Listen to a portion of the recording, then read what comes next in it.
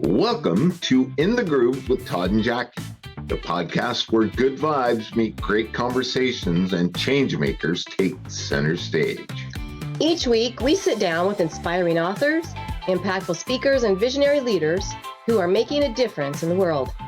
We're bringing you powerful insights, engaging stories, and actionable ideas to amplify your voice and spark meaningful change.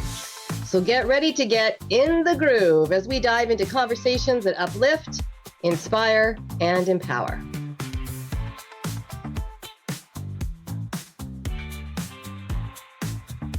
Now, here's Todd and Jackie.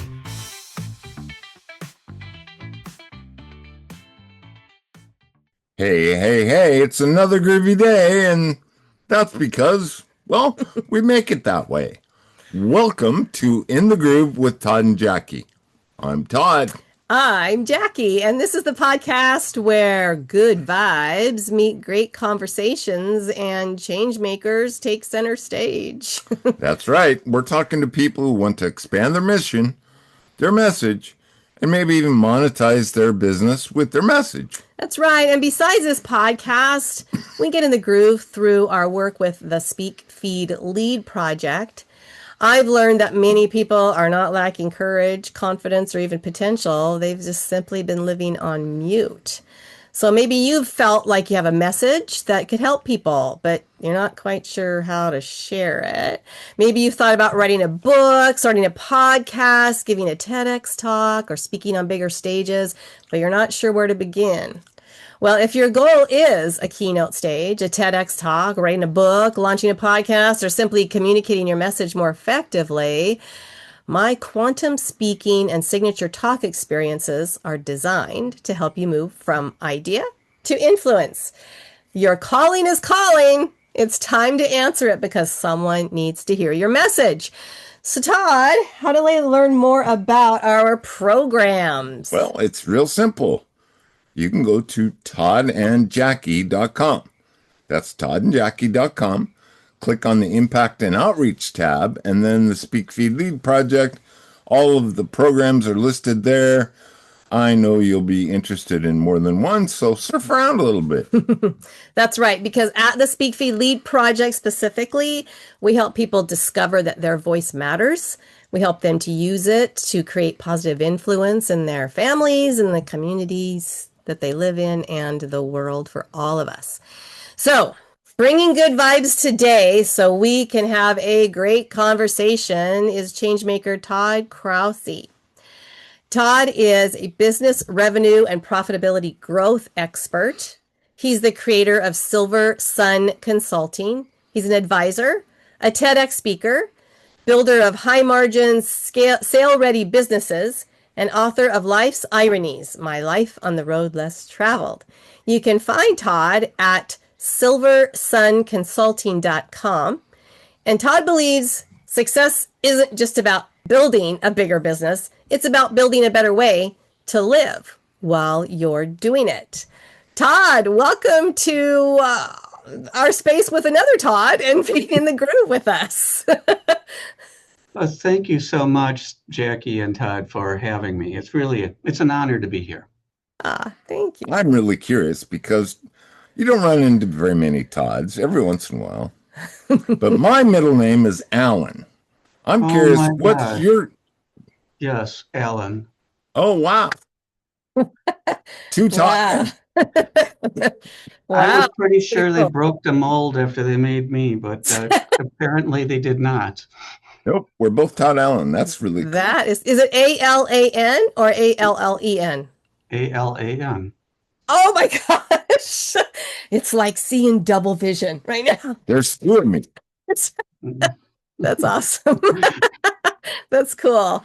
So that's really cool. Todd, we have this amazing audience tuned into our show today, and they're asking the question, what's in it for me?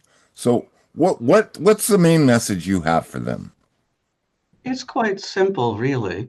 Is that when you pay attention to the culture that you wrap around your technology, your tools, and your AI, suddenly your business performs at a level that outpaces your competition.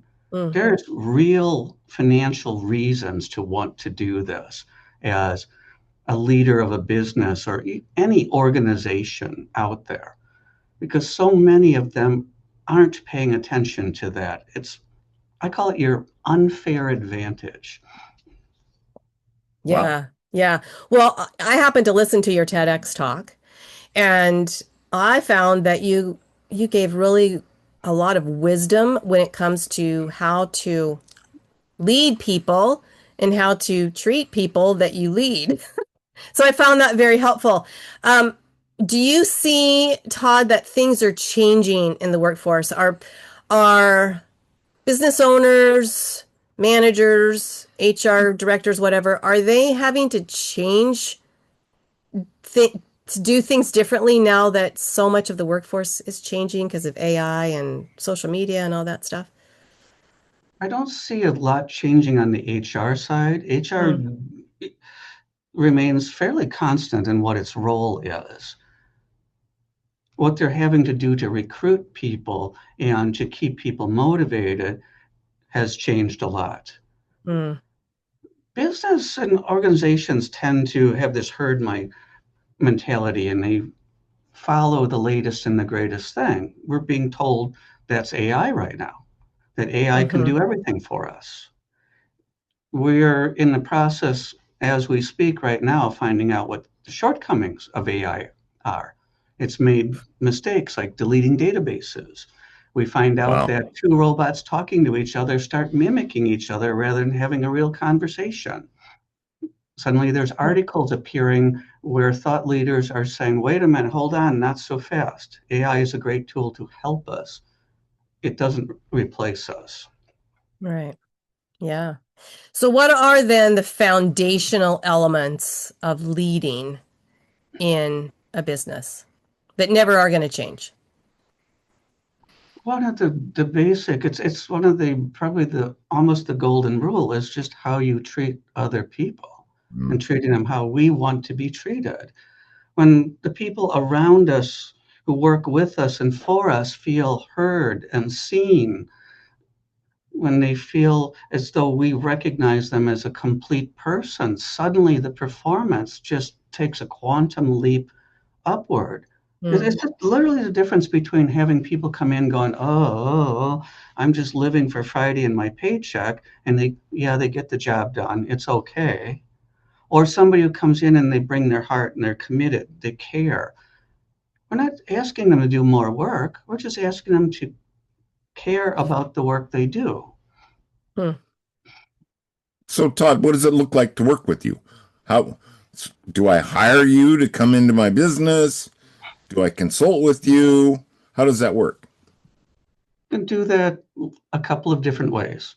I do it from the stage for larger groups in a more summarized version, or I work directly with leaders and their management team if they choose on a small group or an individualized basis and walk them through, guide them through implementing this as a process.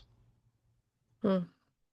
Who Most are then your ideal clients then? I mean, because you have a pretty broad spectrum there. Are there particular people within an industry that you really love working with more than others, as far as job titles and processes? It's less about the title. It's more who's the decision maker. Mm-hmm. Okay. They have many different titles.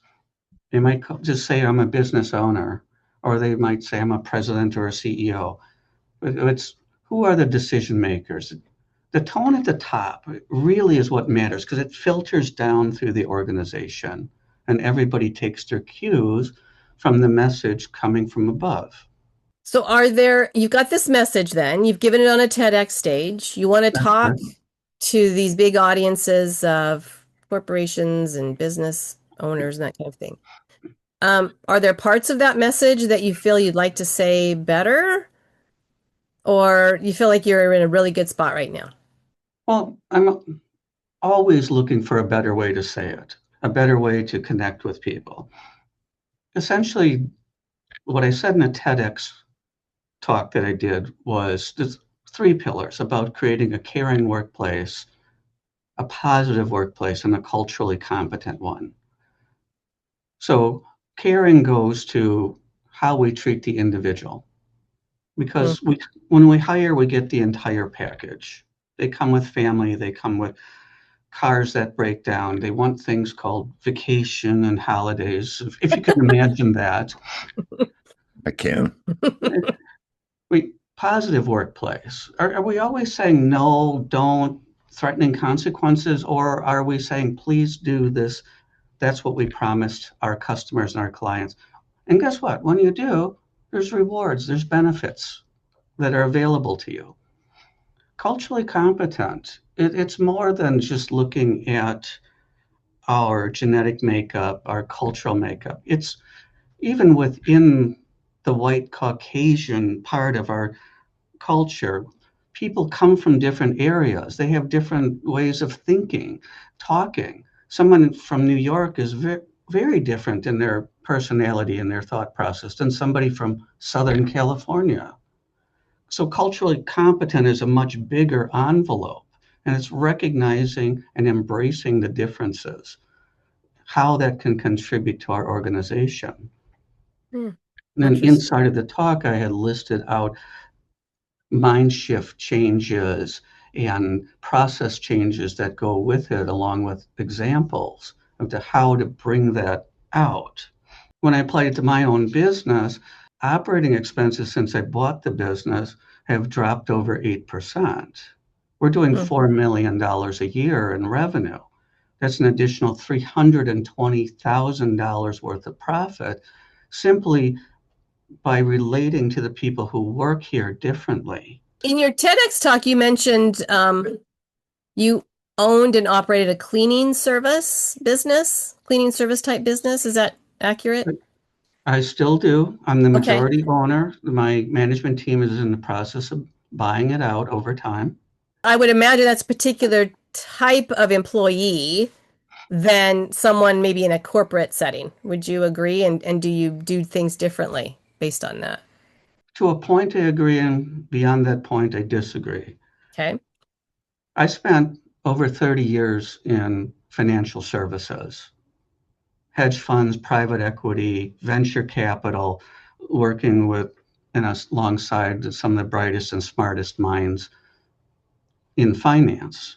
I got to have my fingers in the inner operations of many different types of companies and businesses and investments, ranging from alarm companies to bottled water vending to large multifamily real estate, oil and gas, and more, and all the various hedge funds and private equity funds that are out there. What I brought to the cleaning company is the same process that I used previously before, over and over and over again. It's about the people. It's about getting them to care and feel connected to the work that they are doing. This is not the first time I built a company.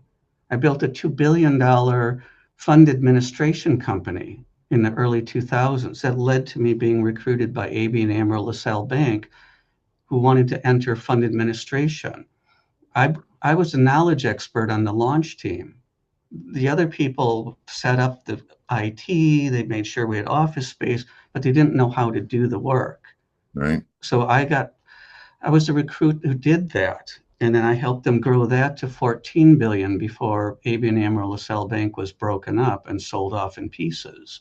Wow, that's a lot to process. And I think I need to think about this for a minute. So we're going to take a little break. Stay tuned, because we've got more from Jackie, Todd Allen, and Todd Allen. Be right back. When you give the body what it needs, it does have the ability to heal. It's not easy, but it's worth it. Cheryl Kuzo. She is the integrative medicine nurse practitioner. She's a health strategist, and she used to be debilitated by Lyme disease, but no longer. What is the most important message that you have for them today? The most important message I have is to not give up on yourself and to not give away your power you have the ability to heal.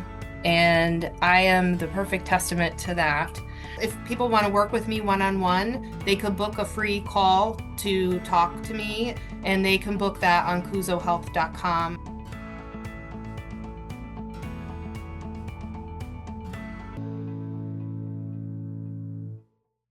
Hey, everybody, welcome back to In the Groove with Todd and Jackie. And we have another Todd with us today. In fact, he's a Todd Allen.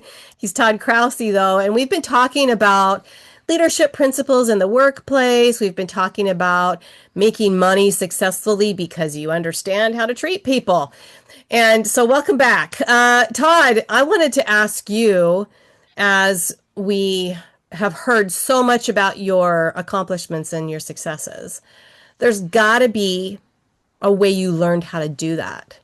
So, do you have a story there? How did you become so knowledgeable about business and understand the personal connection aspect of being a leader like that? It really started when I was a young child. My parents owned a trucking business, hauling milk from the farms to the dairy. Wow. I would periodically ride along with my father on the routes as he would be picking up milk. He didn't just pick up the milk and move it to the dairy. He would make sure that the farmers he serviced didn't get shut down by the inspector. If he saw something that wasn't up to code, maybe it was a little on the dirty side, or it was something that was broken, where an inspector would come in and say, you're shut down until that's repaired, and we can verify that that's cleaned up or repaired. He would just take care of it. Always grew up with this ethic of going beyond what was expected, doing something extra. I can even remember during bad winter storms going over to some of the farms he serviced, climbing up on the roofs of their sheds with them and shoveling snow off so that the roofs wouldn't collapse. That's just how we took care of the people around us. I carried that into the business world, and at times it was in sync with the culture of the organization that I was in, and at other times it was at odds with the culture of the organization I was in. Some of those organizations, I would have to say, were toxic. I was one of the last ones I was in prior to buying the cleaning business. We had departments where turnover exceeded 100% per year. I watched these excited young minds come through the door so happy to get the job. And within a matter of weeks, they had this deer in the headlights look. What did I get myself into? And you just knew that they were putting their resume right back out into the marketplace. 3 months, 6 months later, they'd be gone. It was just a spinning door of the amount of brain power that organization burned through was just hard to comprehend. They expected these kids to come in 7:30 in the morning and stay until the work got done because they promised to their clients. Well, getting it done meant 8 o'clock, 9 o'clock, 10 o'clock at night, not once in a while, regularly, routinely, most nights. Wow. Occasionally midnight or 1 a.m., just because they told a client that they would get their work done. And expect the employee to fulfill that obligation. Yeah, just suck it up. They were in growth mode at any cost, and they would promise every client that they could get it done. I'm a small business owner, but I've always had the mindset, I don't ask any of my employees to do anything that I wouldn't do myself. I agree with that. And that meant many, many late nights. Right. When that position ended on March 6, 2020, yeah, I was sad to see it end, but it was really a relief because it opened the doors to something new and different. Right. So give us an example then of, now that you are a consultant and you're helping these employers to be better, Can you give us an example of someone you've worked with? You don't have to give them name specific details, but something that your expertise was able to help them to do better or to improve in. Here's a couple of quick examples. A Florida client was producing 600,000 a year in revenue, really wasn't able to pay himself from his own business, hadn't grown in years, hadn't raised prices in years. So we really went into that arrangement with him, focusing on those challenges. So while I solve specific challenges, I also work with them to build the culture that makes the organization really succeed. We went in and took a look, badly underpriced. He was leaving easily $140,000 in profit on the table by being so badly underpriced. Moved on to looking at the operational service delivery model. There were $40,000, $50,000 a year in inefficiencies there that could be recaptured by standardizing how it was delivered so that everybody had the same experience. The experience reflected his brand. He was really passively waiting for customers to come to him rather than going out into the marketplace and saying, I'm here. Mm. Would love to have a conversation with you. And then he was wondering, well, where are all the customers? Why isn't the phone ringing? So went in and gave him the blueprint to fix that, and we worked on fixing that with him. Massachusetts-based commercial cleaning business, they were having operational problems at a level where every morning they would come in and it was firefighting, putting out fires. This client is complaining about something, that client's complaining about something, they're threatening to terminate service. Standardized the business model, got them delivering the same way, made sure they had quality control in place. Before we actually moved on to other parts of the business, they had an offer to sell the business, and they took that offer and they were actually able to sell it for an attractive sum of money. And then here's a rarer example, because this is what business owners should do. You would hope that they would do, but we tend to ask for help when we're in trouble rather than be proactive. A Minneapolis-based commercial cleaning company was preparing to launch, and they wanted to get everything set up so that it would perform well from the moment they launched. And they actually asked for guidance to work with them step by step through every phase of their business model to have it set up so that they could really perform well rather than end up fighting fires later. And I looked at that and thought, wow, that's amazing. That's somebody who's really forward thinking and says, I don't want to have problems. I want to go into this prepared. Very cool. Yeah, that is cool. Well, we are just about out of time, but Todd, how do we find you and what does it look like to work with you? You can find me at www.silversunconsulting.com. The About page has my contact information, personal email, phone number that rings right here. I do answer my phone. I do want to talk to you. Feel free to browse the other pages, which have all of the information about what we do. In a nutshell, I work with people in two ways. From the stage to larger groups, I teach exactly what we're talking about here in a more summarized version. On the consulting side, we work as an implementer with business owners, organizational leaders, and even their senior managers, if they so choose, and work through every facet of the organization to implement this. Make sure that the organization is performing well in all areas, while at the same time having this culture that gives them this unfair advantage when compared to the competition. Very cool. And it sounds like you'll go across the United States, right? Oh, my clients have been everywhere. Yeah. Very cool. So what I'm wondering then, Todd, because it does sound like you've figured out and you have this brilliant knowledge about how to help businesses overcome challenges. But are there any challenges that you're focusing on right now in your own business that maybe someone listening today could help you or give you a piece of advice or anything like that? I'm always looking for ways to become a better speaker and to get the message out to a broader audience. Hmm.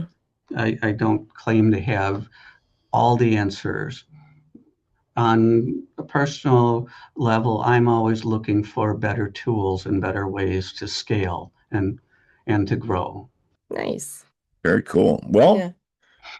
we appreciate you being on the show today. And we want to know, how do you get in the groove every day?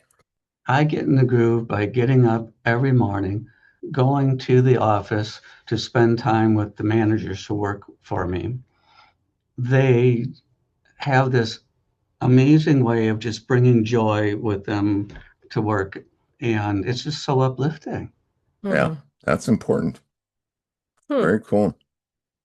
So getting in the groove then for you is other people centered, right? It is other Yeah. people centered. I find myself getting a lot of energy from the people around me.